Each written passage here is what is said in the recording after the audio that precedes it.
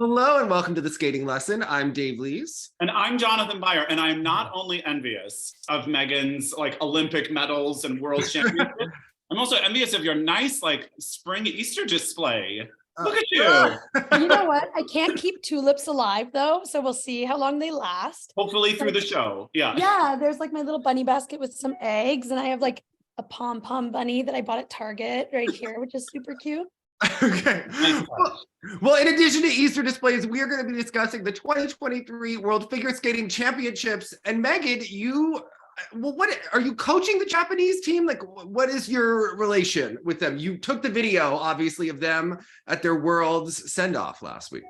Yeah. I used to coach them a lot. I was, part of their main coaching team when they first moved to Oakville, all the way through into lockdowns and stuff. And then drama at the rink away from them, nothing associated with them, really frustrated me. And I made the decision myself to remove myself from the rink because I didn't need that petty drama in my life. So I don't coach them on the ice every single day, but I think I'm still part of their friendship team. Okay. And I'm always supporting them. I message them all the time at competitions. I went to the send-off immediately after their performance. They started asking me questions and asking me for feedback on their performance at that simulation that they did. And I'll be starting to work with them off the ice in May. Okay. I was working off the ice with them a little bit, and then they got a lot of injuries this year. So they had to really control everything that they were doing, and they were prioritizing therapy off the ice and training on the ice. Of course, those were their main things. So they didn't get into the more intensive workouts off the ice. And they want to start doing that when they come back in May. Well, tell us about them. I noticed with Riku, I'm very fascinated by her. Just in general, she seems very type A on herself, right? We saw her, she's constantly crying in the kiss and cry, every time. She is a very emotional skater, but I think that's good because she also has that projection on the ice. So I think that it is certainly a benefit. And we've seen her really improve her toe loop this season. So I was really proud of her that she did 2 clean triple toes this season, because last year she had a total toe axle. So break us down about, the skaters, what they're like, strengths, etc. Yeah. Well, Riku is really hard on herself. She has high expectations and she works really hard, and she's hard on herself at training too. So she's not happy to be making mistakes in training either. And I think the fall and the throw loop really took them by surprise. Falls on jumps, mistakes on jumps, they happen. She did a double sow. Of course, she's not going to be happy with that double sow, but those are more the common avenue of mistakes. When you make a mistake on something that you don't normally miss, like the throw loop, I think that's where really a lot of frustration comes into play. And they were facing a lot of pressure trying to make history and win a world title for the first time for Japan in Japan. And I'm not a Japanese skater, and I've just seen it, slightly from a distance. The pressure that these Japanese skaters are under and the load that they take. And they spend all of their time in Canada, which is unusual for a Japanese skater to be outside of Japan all the time. But the pressure that they face is enormous. And I think that they feel it from their federation as well, even though I don't think that the federation directly is putting pressure on them. I think that they're just feeling that, carrying the load of Japanese pair skating. So I think in that moment, after they finished their skate, she definitely thought that the world title was gone. That was as clear. I also questioned it. Yeah. I was I don't know if that's going to be enough. It's going to be pretty close. So that frustration sets in. I thought they had it when I watched it. I had no doubt, but I was watching it the third time. But to me, they get the fall deduction. The thing was that they made 2 major errors where Alexa and Brandon made 2 more minor errors. Yes. And it's how is that all going to add up and play out? Their programs and their program components, I'd say, are pretty similar to each other. So there's not one team that got a huge edge in that area. Yeah. So, I thought it was going to be pretty close. Even though the judges didn't do it, when I watch, I think Alexa and Brandon seem more athletic. When you watch them, their jumps seem bigger. He's a very strong lifter. Their twist is explosive. But when you watch the cohesiveness and the knee bend and just skating as one, I feel like Riku and Ryuichi just have that intangible connection with each other and with the music. And to me, it was a more well-rounded program, I think, at the end of the day. It's really interesting because both those teams, one of their biggest strengths for me is speed and power. Alexa and Brandon are fast. They fly around those corners, and so do Riku and Ryuichi. And I think it's interesting that they both have this as their big strength, but they come at it from two totally different angles. Riku and Ryuichi come at it with a little bit more fluidity and, like you said, Dave, cohesiveness together, and energy that really syncs together, that provides that beautiful connection. And Alexa and Brandon come at it from a more athletic, like business type approach in a way. And I don't mean that in a negative way at all. That was the way I skated too. I get it. But yeah, it's just they both go about it in such different ways, but it is both of their big strengths. Yeah. And I think the music did, I mean, I didn't love either music choice. I didn't think was like a slam dunk, but I did think Alexa and Brandon, the first half of the Harry Styles never worked for me all season. And I didn't think that the coloring of the costumes, like the costumes were beautiful, but not like on them, and maybe not for this piece of music. And like, it just didn't ever seem to really gel. And I felt like at the very end of their program, they let go for the first time that we've seen this season. But I felt like the Japanese program was much more cohesive all the way through. Yeah. I feel like the Japanese let go together, and Alexa and Brandon let go separately. Like Alexa really sells the performance, and Brandon is into the performance with all the passion that he has as well. But it's just like separated, where the Japanese let go and they become one. And I think that's where we see the difference.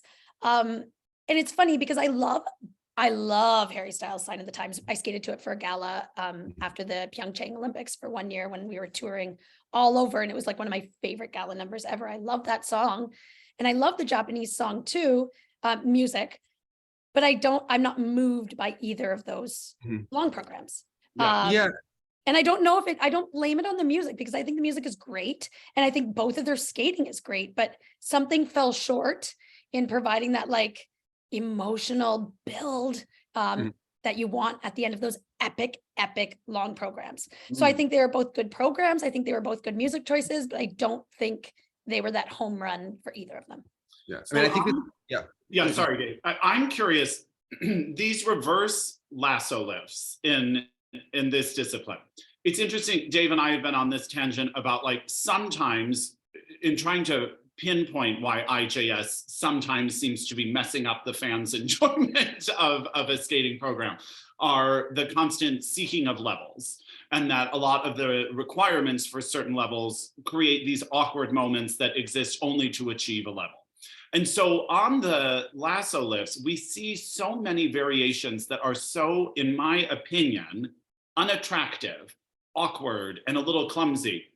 But I have to say, what the Japanese pair did the best was their lasso lift. It was fast, it was seamless. They were doing variations and getting these levels, but yet it didn't seem awkward or clumsy to me. So if you're doing a lasso lift, like how are people trying to get those levels? Because I often see everybody do that like open split when the partner is in the air. And I just find it so unattractive 9 times out of 10. But I loved the way that the Japanese team found a way to do the same thing in a more beautiful and seamless kind of way. The interesting thing about lifts is that you can get a level 4 lift by doing these crazy, super difficult variations and changes of positions. And you can get a level 4 lift by choosing easier changes of positions that might be more fluid and continue the flow and look a little bit easier, I guess we can say. Yeah. And they both get the same amount of points. And this is where an issue arises. I remember doing this like crazy cartwheel over Eric's head. It was called the chainsaw. Isabel Brisser and Lloyd Eisler used to do it in shows. And like, it was terrifying to do. Like I was more scared of that than a throw quad. And then I would go in Eric's lap and he would press me up into the lift. And it was like the crazy, most difficult lift entry. And we did it for like 3 competitions. And the judges were like, it looks hard. It looks too hard. So we just made it easier. We still got the same level and we got actually more GOE by simplifying it. And, you know, sometimes that happens in lifts, not just with the Japanese and the Americans, but with everybody. And, you know, I love the lift where Brandon is holding Alexa's thigh and she's on no arms. Like that takes a lot of core stability on her behalf and a lot of control. And he has to be so precise where he's holding, but her legs are just never fully stretched in that position. Which, I mean, it still looks great, but if we want to be like super nitpicky, there's things like that, right? And so they're choosing the most difficult variation of all time and getting the same points as somebody who might take an easier lift variation. There was always that lift that she did forever where her foot always was flexed in that one position on the reverse. But she always Alexa gives excellent face on all of her lifts. She sells those lifts. So like, even though I find her front leg is a little bit bent, like I see it for a second and then I'm up and I'm like, wow, look how strong she is. Look how controlled she is. Her back is so straight and her face. And, Brandon's speed and power throughout those lifts. At the end of their free skate, actually, when I was watching it for a second time yesterday, I was actually saying out loud, I was like, oh man, like, I wonder what it feels like to be lifted by somebody with that like effortless, like Bruno Massot type of power. It must feel like really cool and really freeing the way that she portrays it. No, she knows how to find men, I guess. But yes, but the one thing I'll say with her is that it looks like athletically that she's in the best shape that she's been in maybe since the very beginning of her pair career. Like it's funny that they're likely ending because she looks as strong as she ever has. And I thought that until that triple sow that she missed at the end, it does look like her jumps have been the best that they've been. Her confidence has really just risen over the last couple of years. So yeah. I don't know, like that's my doorbell, but it's probably a package. So I'm just gonna let them leave. I wonder if it has to like not worrying about like her husband and how he's doing. Like maybe that business approach is what's helping her really just focus on herself and get to that point. Her throws, I think, have like never looked more stable and secure. And then I found it interesting in the long program, Belinda was commentating after the throw Lutz, and she said that she's actually been struggling with it in practice. That was Belinda's comment. And I was like, I would never see the throw Lutz from that short and long program and even imagine that she's been struggling. It was so solid and it was so perfectly timed with the music. It was like such a wow moment. Yeah. And I have to say, the throws in this sort of field had me the antsiest. Usually it's the side-by-side jumps that give me anxiety as a viewer for the pairs event, but here there were a lot of goofy throws. But even despite the Japanese fall on the throw triple loop, really those two teams seem to know how to land those throws. It's kind of amazing. We had Elena Bechki on when we were talking about the Europeans, and we were saying when a throw goes wrong, as a fan, I never understand, was that like the female's error in the air, or was it the way in which the man threw her? So it's been interesting. I've been watching a lot of the men release that throw, and they just seem so much calmer than some of the other teams, both Alexa and Brandon and the Japanese team. It's so nice to see, because when it is landed solidly, it gives me such like a nice warm feeling compared to everyone else who seems so scrappy on them. Yeah, I mean, Riku and Alexa's throw Lutz amongst the best in the world that we've ever seen, not just in this competition, but like ever. Yeah. And I think one thing with landing nice, secure throws consistently like that, first, the male partner has to be consistent in his takeoff every single time. They cannot one day go a little bit too inside, one time go fast, one time go down, one time go up. Like it's got to be the same every single time so the female partner can do her job. And that must be what's happening in these situations or with teams that have good throws. Okay. Well, when you were on last time, you talked about the importance of the triple toe, double axel to start the program. And you suggested that Deanna even add a single axel on, which she did. And I know that she watched your show when you were on it. She's on top of things. Now, let's talk about this sequence and how important it is, especially if you don't have a triple. Is this the key combo that pairs need to have for next season? I mean, I don't know the math of Leah and Trennt, who do it really, really well. I don't remember the exact number, but Riku and Ryuichi got 10 points for that. The most we ever got for a throw quad was 8.2. Like that's a huge combo. It is huge. Even Spencer and Emily's double sow, double axel. That is a lot of points. And even adding for Deanna and Max, adding that single axel, that's 1 point. You know how hard you work for 1 point to hold that death spiral a little bit longer to get a cleaner catch on the twist? Stepping out of a double toe and doing a single axel, which is extremely easy for skaters at this level, that's a point. It's crazy to just throw that away.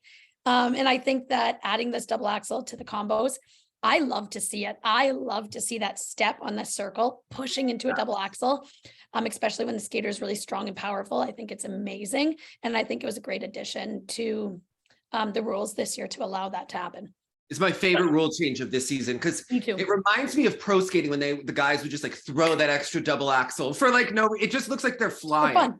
Yeah. Fun, yeah. I love it. I absolutely love it. I think it's the best. Just looking at the score, Leah and Trennt, they had for their triple toe, double axel, got an 8.8 base value, and then ended up walking away with 9.76 points. Yeah, like that's crazy for one jump pass. Right. That's like a triple Lutz. A triple Lutz is 6 and a triple toe is 3.5 or whatever. They triple Lutz, triple toed. Yeah. They're triple toe, double axel. It's crazy. Yeah. And what drives me crazy also is when not just pairs, but skaters in general are not utilizing this rule that is like so in their face. It's the skaters and coaches' job to strategize. How can I get the most points? So when I see free skates, more so in singles, but even in pairs where they're not using this, it drives me nuts. Like it irritates me. I do think you were right that I think that when we look at Deanna and Max and how they didn't reach the podium, I think that they made a strategic decision that was incorrect with her illness this season. And it's just like a learning for next year is that I think that if they did triple toe, double axel, and all year they had the double sow placeholder for the triple sow. If they just did a double axel there instead of the triple sow, I wonder how that would have changed their season and their trajectory, because I felt like in the short program, they finished in 4th. And I was thinking that they probably were 3rd best in the short. I felt that also. Do I just say that because I know her and like her? But I felt the look of and just the program and the intricacy of what they were doing. But it was essentially a tie anyways, like 73, 72. You're both in the warm-up group. There's like no difference in the end. But when you're a judge and you're making that, I knew that the Italians were going to do a good free skate. And I had no faith that Deanna and Max were going to do a good free skate here. But the Italians have been doing good free skates all season. Exactly. And that's why they get the nod in the short. Yeah. For me, and I love Deanna and Max, so much respect for them. Like, and I think finishing 4th at Worlds is an amazing accomplishment. Yeah. I think that doing the double sow cow all season was a huge mistake because you can't go to the 2 biggest events this season, 4 continents and Worlds, and all of a sudden try a triple sow for the first time. They needed to do that at the less stressful events. They needed to do it this summer. They needed to do it at team camp. They needed to do it at all the other senior B. They needed to do it everywhere. It wouldn't have changed the result. Falling on a triple sow or doing a double sow is pretty much the same amount of points. It's not going to change the result that they were having. They still would have made the Grand Prix final. They still would have had those same results. But it changes your mental game. And I think that was a huge mistake. And it's not just for them. We saw that with a couple of skaters. And again, a strategy that I will never understand. You don't learn unless you go for it. You have to go for it. You have to try. And that's how you learn. And you learn by doing it in competition. Kind of like downgrading yourself and doing lesser than you know you're capable of plays with your head. Yeah. Now they did downgrade their throws, but their throws were so much prettier and bigger and more secure here than we've seen in this season. And I thought that was a good choice. I thought that at some point their throw Lutz has been crooked all season, and it just scared me. Like it's so funky and it's so inside, and it goes up and down. It doesn't go across, so she has no flow when she comes out. And I mean, at the end of the day, the throw sow and the throw loop, that's what the Italians did. So it didn't make a big difference. And if they place it well on the music, I thought that they made a strategic error with ending with the pair combo spin. I just think it didn't have a lot of speed, and it just didn't create, ending with a lift or something else. I think for next year, I don't think that the free skate music built all season. And you know what, you say that, Dave, and I agree with you, but I do think that they have one of the best pair spins. They have one of the best pair entrance to their pair spin. She's got the arm positions. So as a spin, I really like it, but I hate any team that ends with a pair spin. Yes. I used to end with it, and it was like my biggest pet peeve. And I was like, we have to take this out. You have to end with something strong. And so many teams end with their pair spin, and it just like dies out. It doesn't matter how good you are. Come on, he could end her in a lift. Who has a pair spin that is a wow moment? I've never seen one.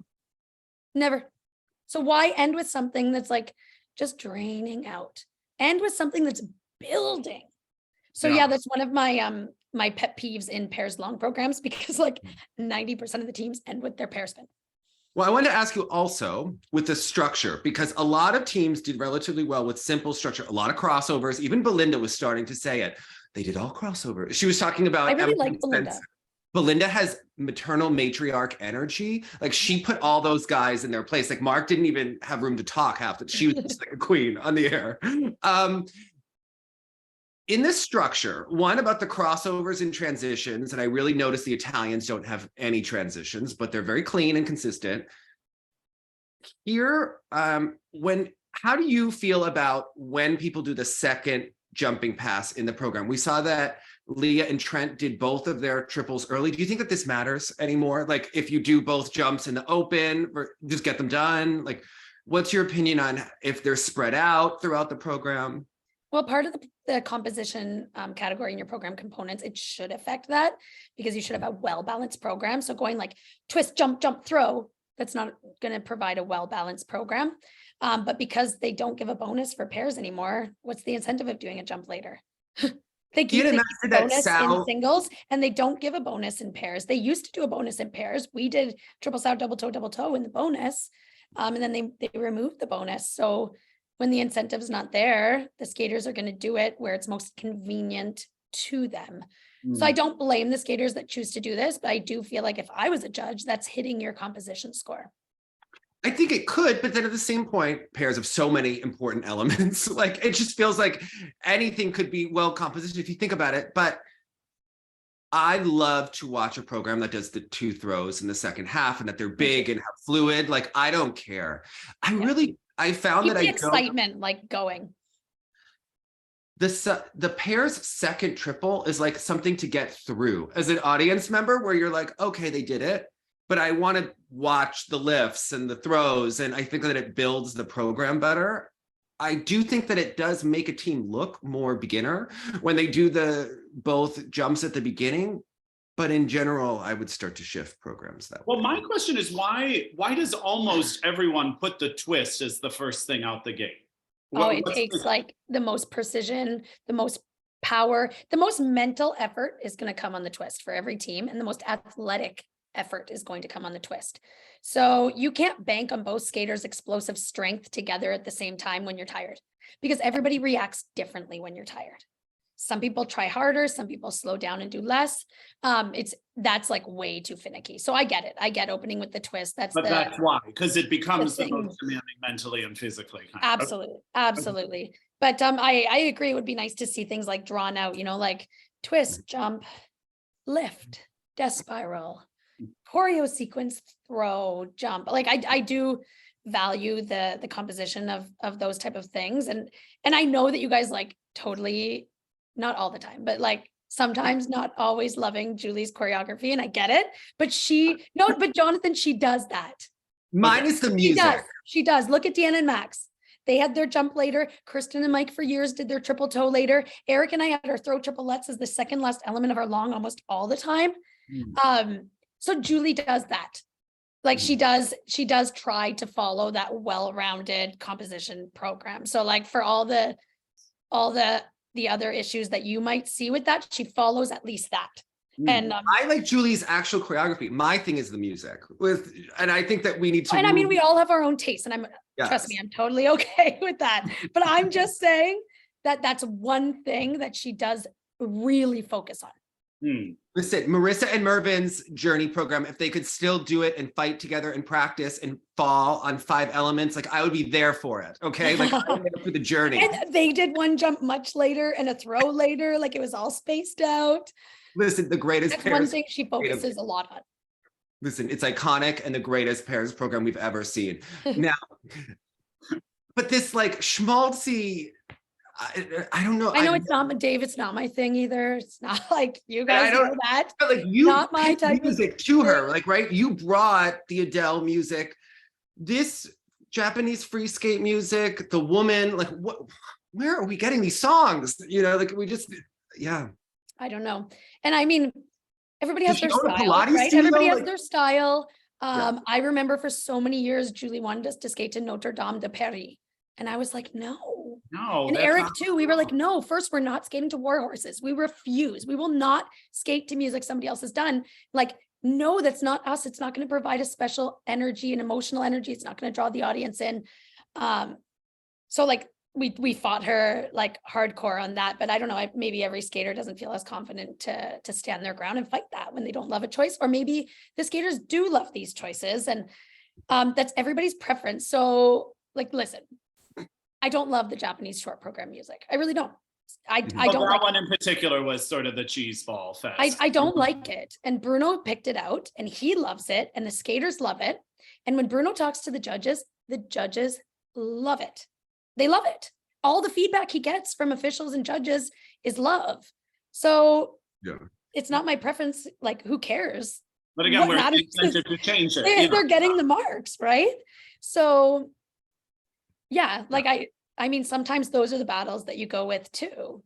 I mean, to me, the toughest music call was you finally have an Italian pair on the podium and they're skating to this schlock that sounds like an Olive Garden soundtrack. And I was like, you're authentically Italian. You should know better. And they're that. like, they're so much better than that.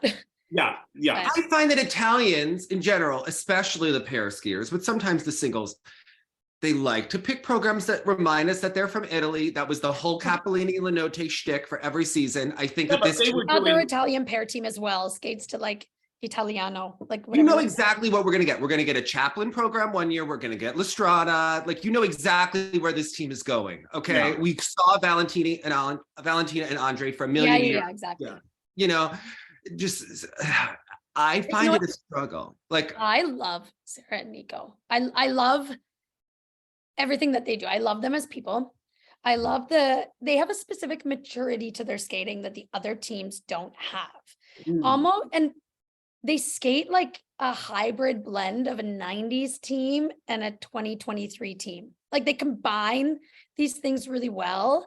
And I love it. And I get what Jonathan, you were saying about the simplicity to their skating. They don't do an axel lasso, they do a step overhead. They're the only team in the free skate, I think, at Worlds that are doing that simpler lift, like kind of giving away points in that category. Yep, they choose a little bit less transitional content, which they make up for in that mature emotional skating. I think that right now, like, this is as good as it's going to get for them until they make some, strategic decisions in terms of maybe choreographically adding in that more difficult lifts, elements like that. But I'm sold on what they're selling. Like, I know it's not the best they're not going to win events, but like, they are selling me with their emotion and their energy and their consistency. Yeah, the lift, the lasso lift in the short program in particularly was like a real tough watch for me, but their jumps do have a really nice airy quality to them. And both of their basic skating skills are very strong as individual skaters. Well, and what was interesting to me was in their sequence in the beginning of the free skate, which was the triple toe, double axel, he altered on the double axel. And I'm always intrigued by this dynamic of competing with another person. And you saw her literally slow down her takeoff and look to him and wait so they could take off together for the third jump, which I thought demonstrated extreme control on her part. Because I was super impressed by that too. I was like, oh my God, like, so when you're jumping beside somebody and like, I don't care how close you are, you don't always see exactly what happened on that landing edge, but like, she was so aware that something was a bit funky. Like, that's how in tune they are, that she stayed on her landing edge, completely turned around and then stepped forward with him. Like, that was remarkable body awareness and adaptation. And that's a testament to their training and their excellent coaching from their coach, Barbara. Yeah, I think that they're going to continue to do very well, and they have other good teams in Italy that are pushing them that were deserving of being here as well. Unfortunately, they only had that one spot. I know Bruno was recommending to the ISU that if a country isn't using all of their pairs to be able to put it back to Do you remember Sara and Nico at the Challenge Cup a couple of years ago? They like almost died on a triple twist. It was like the most scary twist. They had to withdraw in the middle of their long program. And then they went through a phase where they were only doing a double twist because it was such a mental hurdle. They couldn't practice the triple. It was too scary for a year. So to see where that's come now, and they're getting level 4 on a triple twist, and yeah, it's not the biggest triple twist. Yeah, but it it's looks a clean. little low compared Yeah, to. it's sharp, it's clean. Yeah. She rotates fast. They come out, they go in with speed, they come out with speed. Like, to me, that's like huge to overcome something like that as a team. I do think Any that the skater, it doesn't even mean a team, a single skater too. Yeah. I do think that the consistency wins out throughout the season, right? Especially when you see big, comfortable skating. And I think that that's Deanna and Max last year. They had to simplify their program from last year to this year. And I think reorganizing it, I think that they try to do it all, right? Like, and I think that they try to have the best lifts, but to have that program and have the content that they can be consistent with throughout the season. I think that they need to like find a style that's their own. I wasn't so sold on their free skate this season. It didn't draw me in. It didn't move me. I think that the choreo sequence was amazing, but choreographically, that was like, like that was the big moment. I think that they are capable of filling a program with a little bit more skating and emotional content. And I think like as they, find themselves, find what they are as a team and what music they're gonna be really drawn to. Like, I didn't get the sense that either of them are moved by that music that they skated to. So it's just, How could you be? That's yeah. So like, to me also not the greatest. So like, we had 4 really great teams in the top 4, but not an epic program from any of them. I agree. Yeah. What do you think about Leah and Trennt? Because I was really impressed with how much they look like a pair and have their complete like act together as a new pair. Like, I thought that they were much more successful than Ellie and Danny, just like putting everything together throughout this season in an impressive way, because they both started around the same amount of time, right? And I was extremely impressed with, this was their first Worlds. They haven't been together for a year. I think he looks more comfortable with her than he ever did with Evelyn. I think that just like the matching is better. The matching is like perfect. And their unison is quite impeccable, actually, and their ability to add elements at every competition so that they can come to Worlds with a full set of technical skills. Which was, for me, I had really high expectations when I heard that they were a team, and I think they're both amazing skaters. But then when they showed up competing with their throw double sow and throw double loop, it was kind of like, oh, like, this is weird. She can jump really well. Why are they not utilizing her jump skills to have these amazing throws? So for me, I was a little bit disappointed in that, but it did pay off for them, their strategy, by slowly taking their time to introduce them. So maybe I was wrong with that one. But I do love them. I think next year they're going to be challenging for titles everywhere. I think that this will be the team to watch in the world coming up in the next few years. And I just think that they need to nail the programs as well. So for me, with them, they were a classic example of like throwing together programs just in time to compete, but improving as a team and outgrowing their programs way too fast. So like maybe in October, those programs were good for them. And by December, it was like, wow, they're way too good for those programs. Right. So I think that they need to really nail that now, because they have all the other qualities and they can come out with more jumps. Both of them have a full arsenal of jumps, so they can come out with bigger, better combos.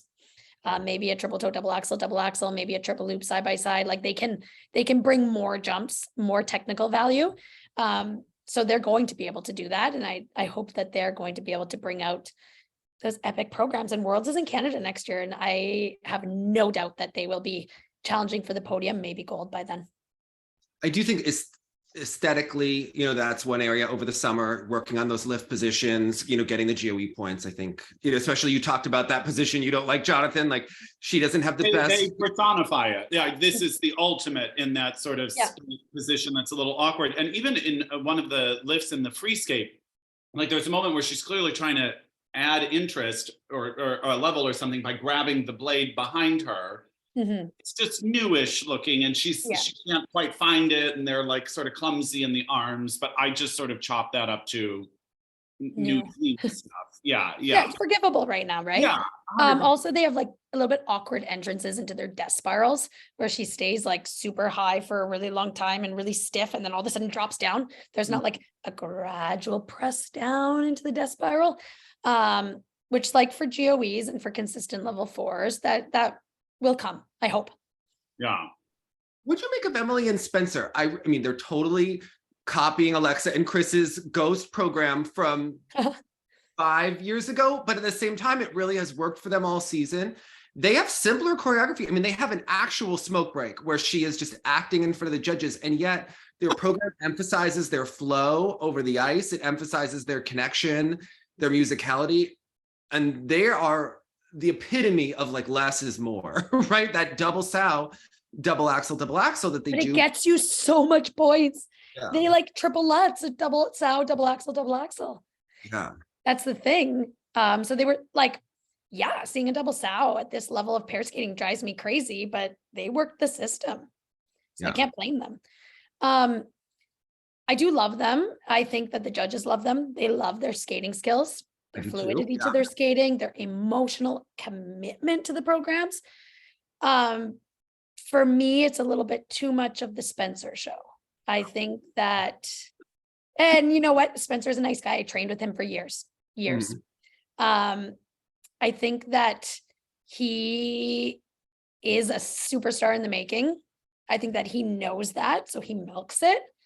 But when you skate with somebody else, the team needs to be the superstar. Well, I love that you bring this up because we talked about this at Four Continents where, you know, they were really having a moment. And you mentioned this with the Japanese team versus Alexa and Brandon, where they're sort of having their emotional release together and they're sort of separately doing it. And that's what I feel with Spencer is he starts to have this like huge, almost reckless abandon to him sort of as he gets excited at the end of the program. And I must think because she seems a little bit more rigidly focused during the program and he seems a little bit wild and passionate about it, that would stress me out as a partner because something almost borders on unhinged in some of that sort of emotional release for him in the skating, and it gets a little wild and out of control is a better way of saying than unhinged, Jonathan. Yeah, sorry. Yeah, I was like, why? Like he is like out of control, but in control. It's weird.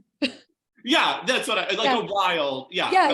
Abandonment. It's what they used to say about abandonment, Jonathan. Dmitriev, like back in '94 when he's like out and almost on the edge. Yeah.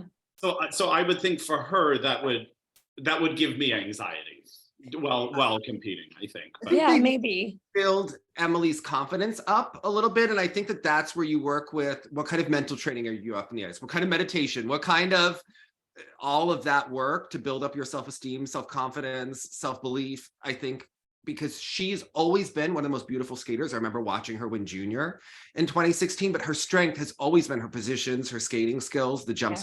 She has a strong back. Yeah. The jumps. But said that I felt like in the short program, something that was my eye kept being drawn to was that she wasn't really extending or pointing her toes. Like they didn't seem settled and ready to start in the short a little bit to me. Maybe a little bit of nerves come into play for world championships. Like you have a chance for a medal. It's like literally lies in the short program. I think a little bit could be also their team, their coaches and choreographical team choreographing her moments, choreographing her. And this is a designed moment for her to really let her shine. I think that the program is catered to Spencer's energy and strength, which is great, but she's good enough to carry her own. And I think that they need to give her that opportunity.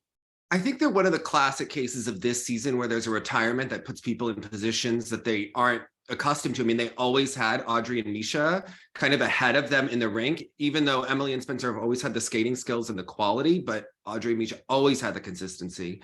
And they split and this team is here and they made the final and everything kind of happened for them. And I wonder how prepared they were, for that, but they've done and they've survived and gone through and, gotten good results. So hopefully they can build on that for next season. But I'm always curious if they're going to really be the top American team next year. Like, I don't know if I believe it yet, because I just noticed that Ashley Kane loves to post her side-by-side triple toe on Instagram. And I just saw her at nationals, and I just wouldn't be shocked if we see Ashley come back. Like after her Disney tour is done. With who? I don't know. Okay. Don't know. But or Brandon, if Alexa is moving to Chicago, Brandon could coach next season. He could skate with Ashley. He could do whatever.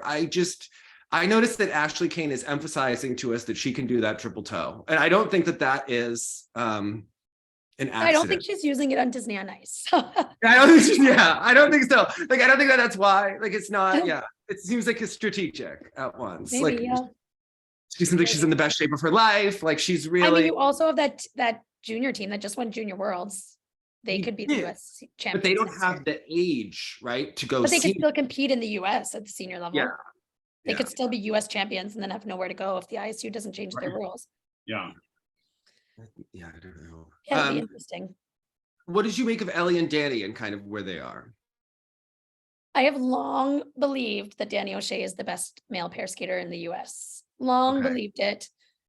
Supported at one point before Deanna moved to Canada to skate with Max for her to really get on Danny O'Shea to try to skate with him. At the time he was like uncertain of his future. Not so sold yet on the team. I think that they have a lot of amazing qualities. Their footwork in the short program was jaw-dropping. They are both so committed to their movement and the performance and to each other. And I admire that. Danny has amazing lifts and amazing partnering skills. But she's really struggling to land throw doubles.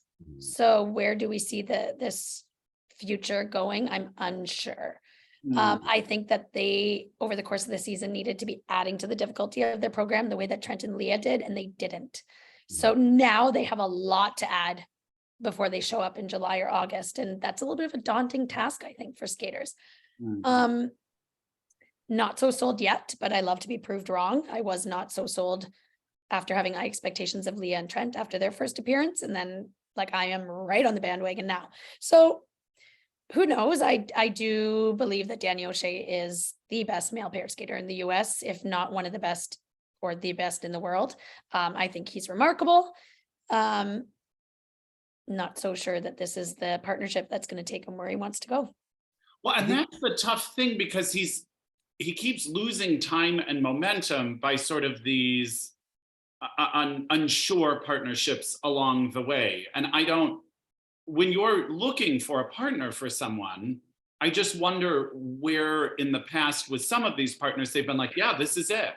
When you're sort of like, I don't know that that's it, but I don't know what it is you look for in those early stages, as opposed to what will click later and what just is like let's keep trying.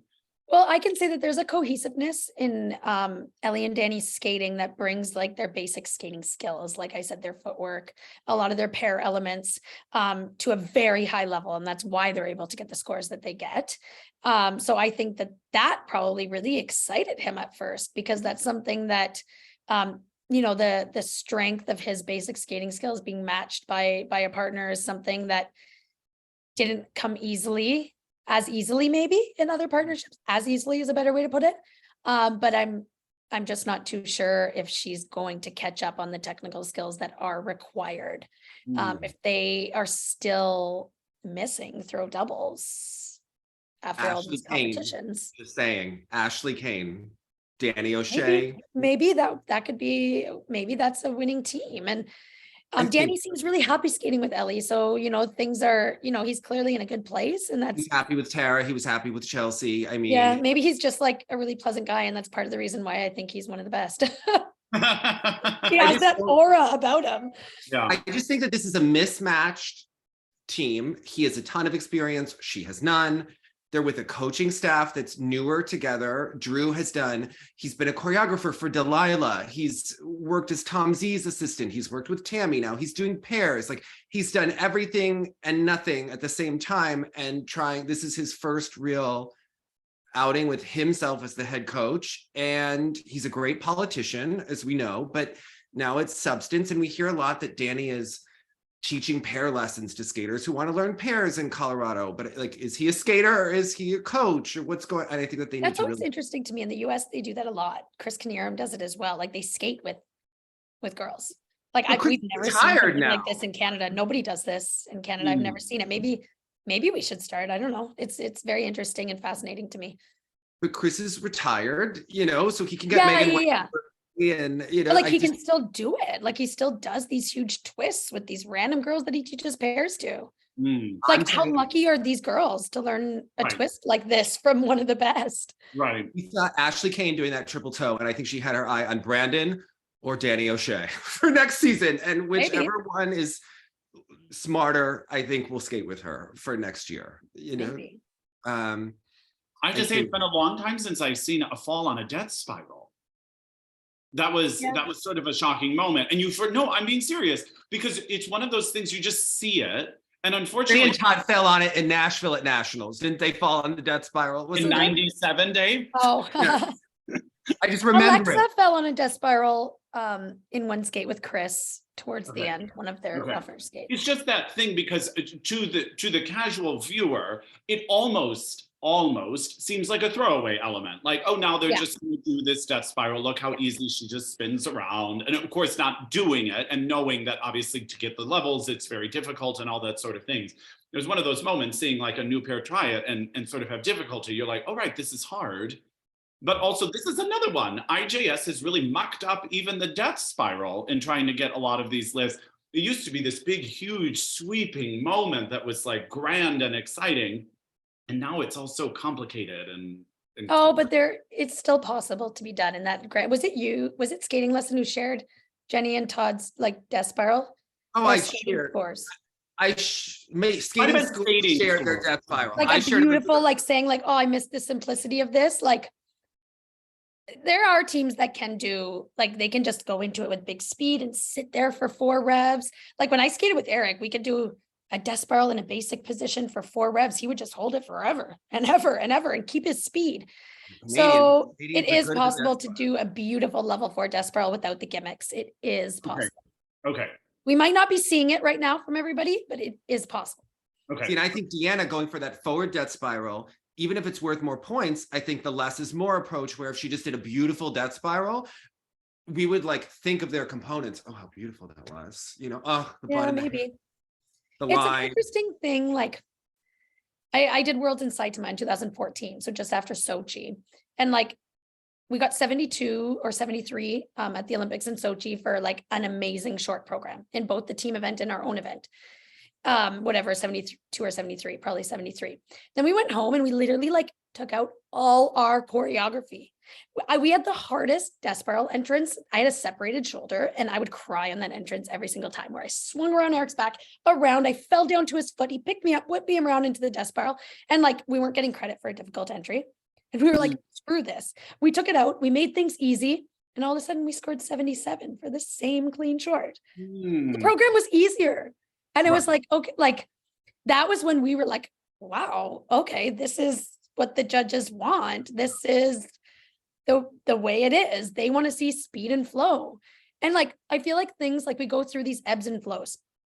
That was like that period of time in pair skating. That's what they really wanted. And then, you know, we went through a period of time where it was different things. And yeah, it's always interesting and fascinating to me.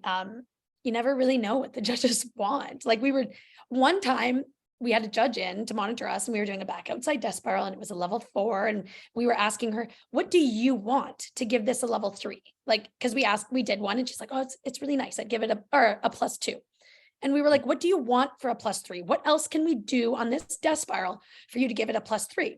And she was like, well, maybe don't hold it so long. And we were like, yeah, but if we don't hold it so long, it's a level 3. And she was like, yeah, but you'd have more speed. So I'd give you a higher GOE. So it's like, you take away a point to get a point. Like it's contradicting itself, this system. Yeah. Yeah. And that's basically kind of what we did that year in 2014 after the Olympics, before Worlds. We simplified both of our programs so much, and then we got season best scores. It was just a very fascinating experiment. But quite frankly, as a viewer, I'm on the side of the judge here, because I think actually the judges themselves also miss some of this pre-leveled, cluttered, difficult for difficulty's sake sort of skating. But they're not the ones issuing the levels. They're not the ones creating the rules. And this is where it comes down to the technical committee. Ice dance has its own technical committee with the ISU. And look at how the sport of ice dance has thrived in recent years. Why is pair skating, the person who runs the technical committee for singles and pair skating was not even a figure skater, And it should be let separate. alone a pair skater. Right. It should be Why separate are they because- making the rules of what is difficult in our sport? Right. and it should be separate. There should be a pairs Mind committee. blown emoji. I think pairs needs its own. Yes. It's completely There different. is so much we can do to grow pair skating and make things better and make better decisions and create choreographical moments.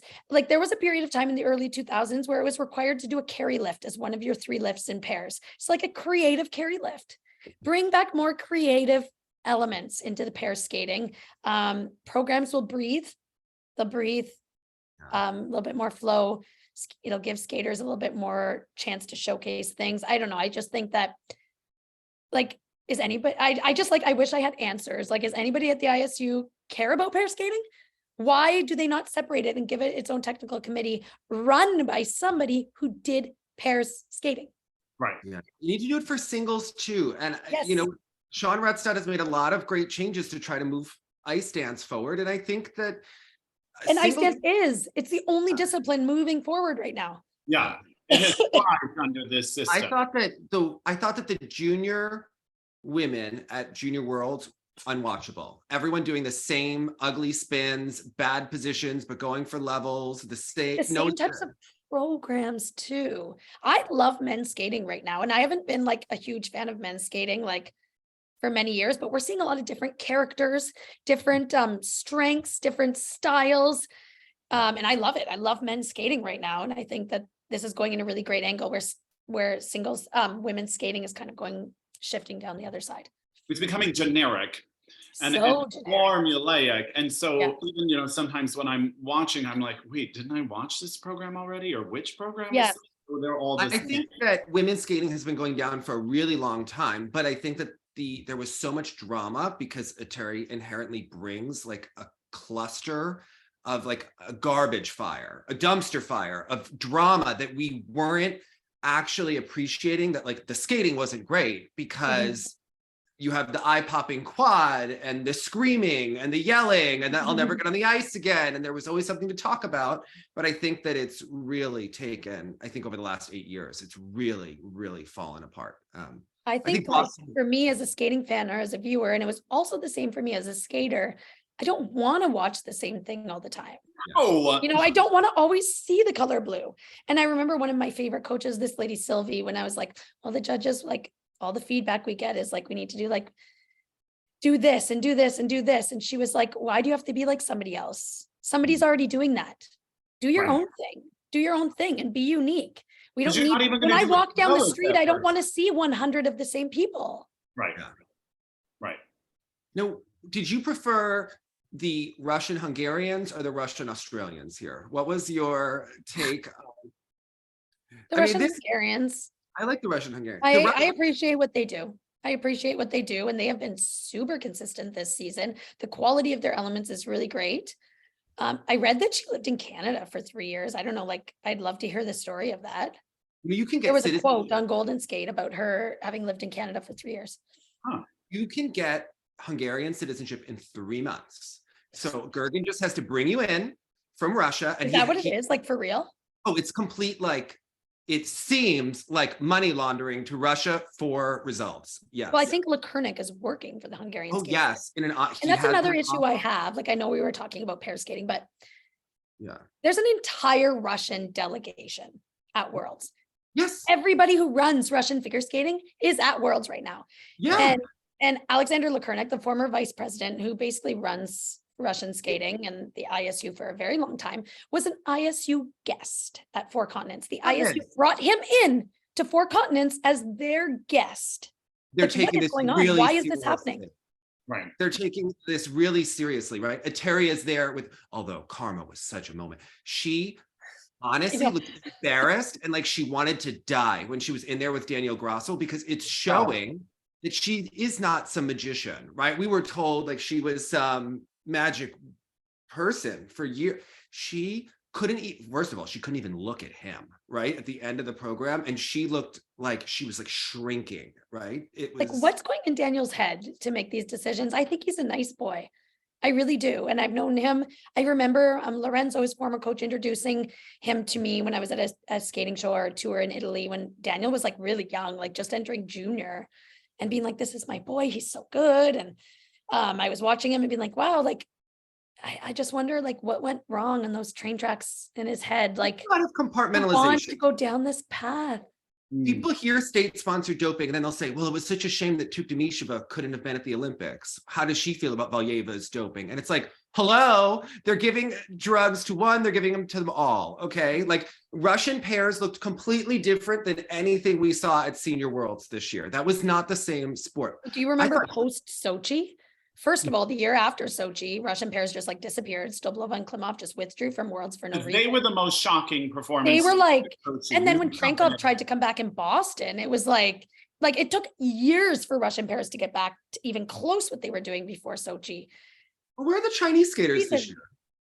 I wondered the same thing. So Bruno said Kong Han has been at Worlds because he's trying to like do some sort of work with pairs technical like to create maybe a pairs technical committee. I don't know what it is, but he was there actually. And Bruno asked him, so like, are you guys going to skate again? And he was like, I don't know. She wants to.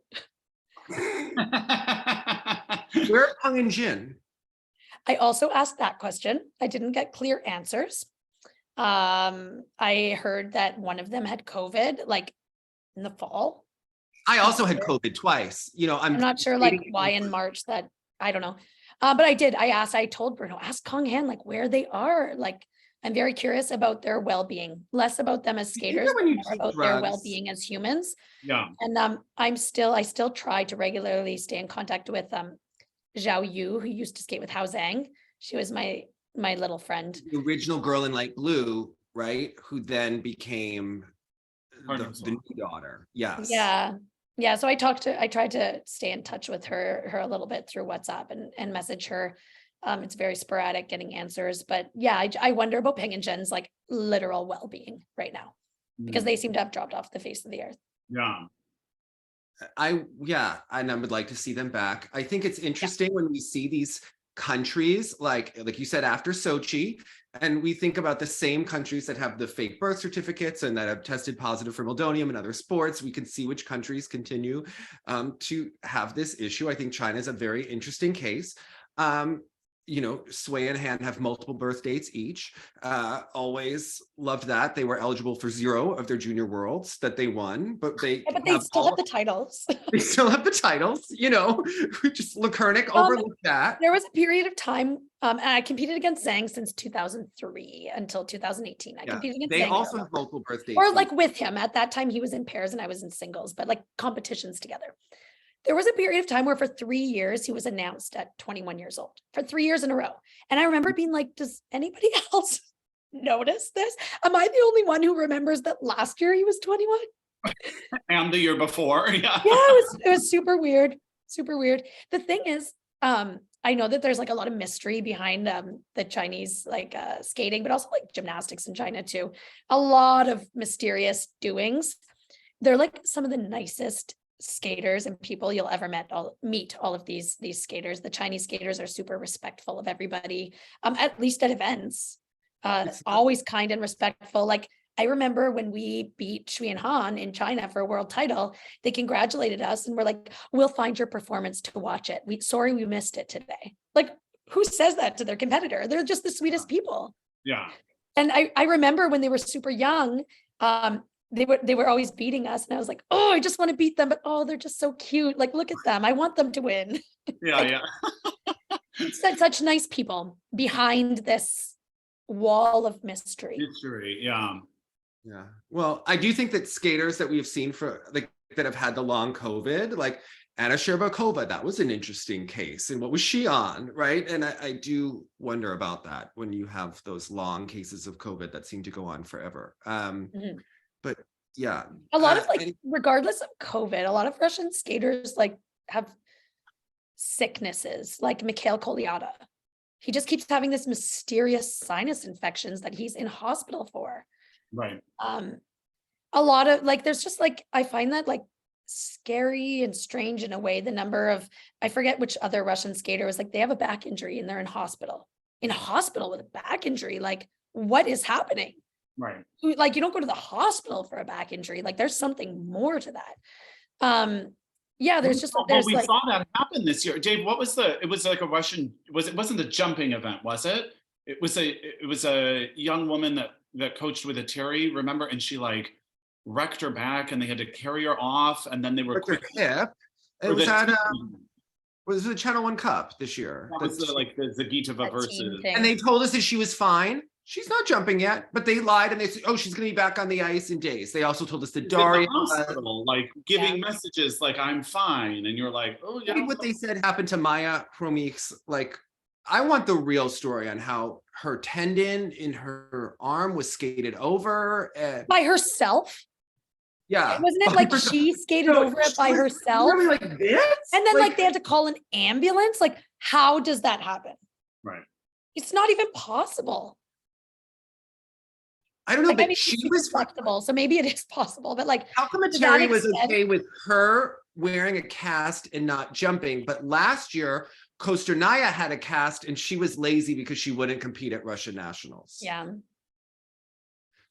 These are just things that no one pays attention to with the Terry, you know. Oh, there's- I pay all the attention to it. There is people that do. There is People don't people that understand, do. like, you have to watch it to know like their logic and what is going on. It's just And it's just interesting that the Russian skaters are banned, but their delegation, their officials, I would have even if they're assumed. not on panels, those officials are at Worlds. They're Yeah. behind the scenes right Yeah. now. And coaches, where those you people that are at remember Worlds are Russia? actually the problem. problem. They're the ones to be Yes. blamed for this, not the skaters. Right. So the ones actually being punished, like, I don't know, it's just, Yeah, because my misunderstanding when it first happened was I assumed anyone affiliated with the federation had been Yeah. banned. And that's when we were first confused, because at that initial Worlds after the Olympics, we saw a lot of the coaches go for other countries. And I was like, oh, I'm sure they're going to sort this out, because if you are affiliated with the federation, that's how big the ban should be, not just those that were competing for it. I really think, like, yes, the athletes may be on substances, but they're given those substances by the adults, right? Since they they're were, not getting them themselves. yes. So, and we see all of the coaches, but it tells you that it's all about the coaches. Terry posted an advertisement for her tour, and it was a picture of her and Daniil and Sergei Dudikov. Oh, I saw that and I was wondering, like what it They're was. not skating on the I ice. thought they were doing an right? interview or something. No. That's They're for just her. selling themselves for their tour. Yes. What baffles me is like the number of supporters they still have. Yeah. And like sometimes I answer the Instagram messages from these Russians that are like crazy and like you can't even rationalize. No, they do not come at, they are not interested in a conversation. No, you can't even rationalize. And the bottom line is that the athletes are paid by the state. That's the bottom line. And they go to functions of the state. They are provided things, and so are their families from the state, like directly from the state. And that's the way it is. And that's the problem. Yeah. So I always yes, find it's it not the interesting- actual skater's problem, but it's like the system. Yeah. I always find it interesting that Yelena Vaitsehovskaya, who's one of the best journalists in figure skating, will go after anything, politics, technique, anything, right? She does not talk about the doping, but she herself was an athlete and an Olympic champion. Yeah, an Olympic And champion that's- diver, right? She's but a then really nice lady. I've met her. She was at Autumn Classic here in Oakville once. Smart as a whip, but she will not even have that conversation. And I always think like, What does she know? what does she know? Or does that invalidate her wins if she looks into that too much? Or Oh, maybe. I just noticed you will It not goes see a back. difference from Yelena Vaitsehovskaya, and she will write about anything. She got fired because of the Terry at one point. Yeah. I remember her telling me about like sometimes she gets into trouble for writing certain things. I don't know. I really liked her when I met her. She was a nice lady, at least to my face. Where it counts. Yeah. Yeah. Maria She does. seemed nice. I liked her energy. I really liked her as a person. There are some good Russian journalists. There are some that are not so good. But there are some really smart, ones. So yeah. So what was I your think that moment? There's some of them that are trapped in maybe in a bubble that they don't have a Know way that out they're of, in. even though Yeah. they want a way out of. You know what I mean? Did you watch the show program competition? No, I haven't watched anything from Russian skating. Like I have not followed. Andrei Moslev with a bunch of girls that were costumed to look topless in the middle of the ice was I think just I saw a picture appear on social media of that. No, I've had no interest to follow it, and I don't miss them in the sport, in the competitive sport right now at all. So if they come back, then that's fine, but I think everything's fine without them. Great. Well, what was your moment of the World Figure Skating Championships for pairs? Oh, good question. I mean, I guess I have two. In the short program, definitely Riku and Ryuichi's performance and like breaking that 80-point barrier, which is huge and difficult, and probably something that they didn't even know was imaginable. And in the free skate, the skate of the event for me was Sara and Niccolò, the Italian. And the emotional energy and investment that they brought to each other and their program. To me, that was the skate of the free skate for the pairs. I'm going to say it was Riku in the kiss and cry for both programs, because what was adorable about the short program, which you knew they had nailed, is they clearly saw the score before the audience. And Bruna was hilarious because she jumped out of her seat and started screaming, and the audience was still waiting. And he's like, you have to wait, you have to wait, you have to wait. Haven't announced it yet. I think that's what he said. And then they announced it and it went crazy. And I watched that one live, so I didn't know what was going to happen. The free program I watched, sadly, after I already knew the result based on how my schedule was that day. Yeah.